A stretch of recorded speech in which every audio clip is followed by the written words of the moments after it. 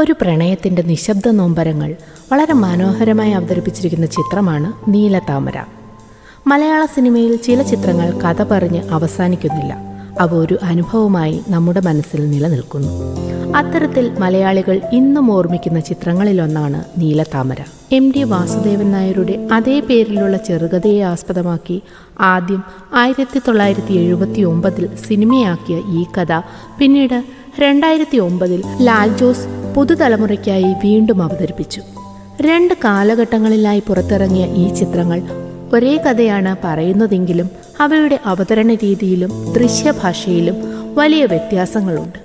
ഒരു സാധാരണ പ്രണയകഥ എന്നതിലുപരി കാലവും സമൂഹവും മനുഷ്യരുടെ വികാരങ്ങളെ എങ്ങനെ സ്വാധീനിക്കുന്നു എന്നതിൻ്റെ ഹൃദയസ്പർശിയായ ചിത്രീകരണമാണ് നീലത്താമര. കഥ ആരംഭിക്കുന്നത് ഒരു പഴയ തറവാട്ടിലാണ്. അവിടെ ജോലി ചെയ്യുന്ന ദരിദ്ര കുടുംബത്തിലെ പെൺകുട്ടിയാണ് കുഞ്ഞിമാളു.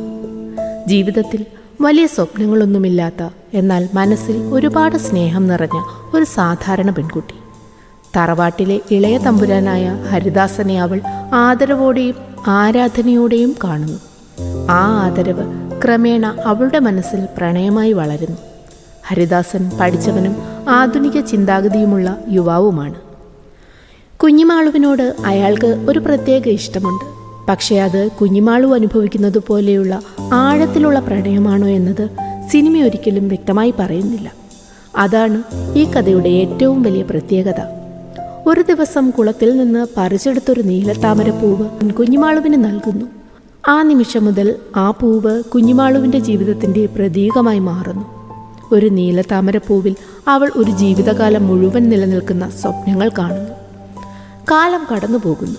ഹരിദാസൻ പഠനത്തിനും ജോലിക്കുമായി ഗ്രാമം വിടുന്നു. അയാൾ തിരികെ വരുമെന്നും തൻ്റെ പ്രണയം സഫലമാകുമെന്നും കുഞ്ഞിമാളു പ്രതീക്ഷിക്കുന്നു. ഓരോ ദിവസവും അവൾ കാത്തിരിക്കുന്നു. ഓരോ കാൽവയ്പിൻ്റെ ശബ്ദത്തിലും അവൾ ഹരിദാസനെ തിരയുന്നു. എന്നാൽ അവളുടെ കാത്തിരിപ്പിന് പ്രതിഫലം ലഭിക്കുന്നില്ല. പിന്നീട് ഹരിദാസൻ മറ്റൊരു ജീവിതത്തിലേക്ക് കടക്കുന്നു. ഉയർന്ന സാമൂഹിക നിലയിലുള്ള ഒരു യുവതിയെയാണ് ഹരിദാസൻ വിവാഹം കഴിക്കുന്നത്. ആ വാർത്ത കുഞ്ഞിമാളുവിൻ്റെ ഹൃദയത്തെ തകർക്കുന്നു. എന്നാൽ അവൾ ആരോടും പരാതിപ്പെടുന്നില്ല, കരയുകയും നിലവിളിക്കുകയും ചെയ്യുന്നില്ല. നിശബ്ദമായി ആ വേദന ഉള്ളിലൊതുക്കുന്നു. പിന്നീട് കുഞ്ഞിമാളുവും വിവാഹിതയാകുന്നു. ജീവിതം അങ്ങനെ മുന്നോട്ടു പോകുന്നു. പക്ഷേ ചില ഓർമ്മകൾ മനുഷ്യനെ ഒരിക്കലും വിട്ടുപോകില്ല. വർഷങ്ങൾക്ക് ശേഷം അവർ വീണ്ടും കണ്ടുമുട്ടുമ്പോൾ പഴയ പ്രണയത്തിൻ്റെ നിഴലുകൾ ഇപ്പോഴും അവരുടെ മനസ്സിൽ ജീവിക്കുന്നുണ്ടെന്ന് പ്രേക്ഷകന് മനസ്സിലാകുന്നു. ഈ കഥയുടെ ഏറ്റവും വലിയ ശക്തി അതിൻ്റെ ലാളിത്യമാണ്. ഇവിടെ വില്ലന്മാരില്ല, പ്രതികാരമില്ല, വലിയ ട്വിസ്റ്റുകളില്ല. ജീവിതം എങ്ങനെയാണോ അതുപോലെ തന്നെ കഥയും മുന്നോട്ടു പോകുന്നു. പലപ്പോഴും നമ്മൾ സ്നേഹിക്കുന്നവരെ സ്വന്തമാക്കാൻ കഴിയില്ല, എന്നാൽ അതുകൊണ്ട് ആ സ്നേഹം ഇല്ലാതാകുന്നില്ല. അതാണ് നീലത്താമര പറയുന്നത്. കുഞ്ഞിമാളു എന്ന കഥാപാത്രം മലയാള സിനിമയിലെ ഏറ്റവും ഹൃദയസ്പർശിയായ സ്ത്രീ കഥാപാത്രങ്ങളിൽ ഒന്നാണ്. അവളുടെ പ്രണയം സ്വന്തമാക്കാനുള്ള ആഗ്രഹത്തേക്കാൾ കൂടുതൽ ഒരാളെ സ്നേഹിക്കാനുള്ള കഴിവിനെയാണ് കാണിക്കുന്നത്. പ്രതീക്ഷ നഷ്ടപ്പെട്ടിട്ടും അവൾ ജീവിതത്തെ വെറുക്കുന്നില്ല, അതിജീവിക്കുന്നു. അതാണ് ആ കഥാപാത്രത്തിൻ്റെ മഹത്വം. ഹരിദാസനെ ഒരു വില്ലനായി കാണാനും കഴിയില്ല.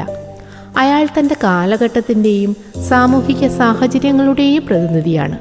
കുഞ്ഞിമാളുവിനെ ഇഷ്ടപ്പെട്ടിരുന്നുവെങ്കിലും ആ ഇഷ്ടത്തെ ജീവിതമാക്കാനുള്ള ധൈര്യം അയാൾക്കുണ്ടായിരുന്നില്ല. അതുകൊണ്ട് തന്നെ അയാൾ പ്രണയത്തേക്കാൾ സമൂഹത്തെ തിരഞ്ഞെടുക്കുന്നു. പഴയ നീലത്താമരയും പുതിയ നീലത്താമരയും തമ്മിൽ താരതമ്യം ചെയ്യുമ്പോൾ ആദ്യം ശ്രദ്ധിക്കപ്പെടുന്നത് അവതരണ രീതിയാണ്.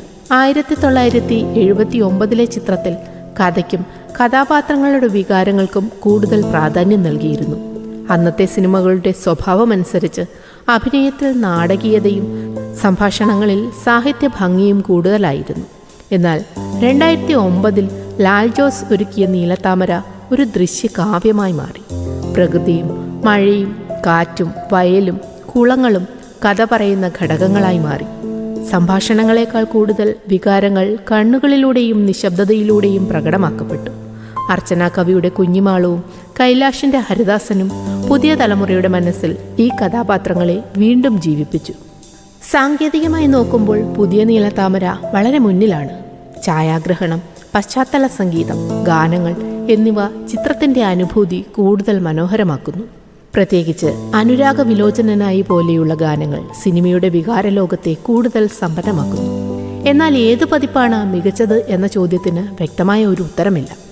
പഴയ നീലത്താമര കഥയുടെ ആത്മാവിനെ ഏറ്റവും ശുദ്ധമായി അവതരിപ്പിച്ച ചിത്രമാണെങ്കിൽ, പുതിയ നീലത്താമര അതേ ആത്മാവിനെ കൂടുതൽ മനോഹരമായ ദൃശ്യഭാഷയിൽ അവതരിപ്പിച്ച ചിത്രമാണ്.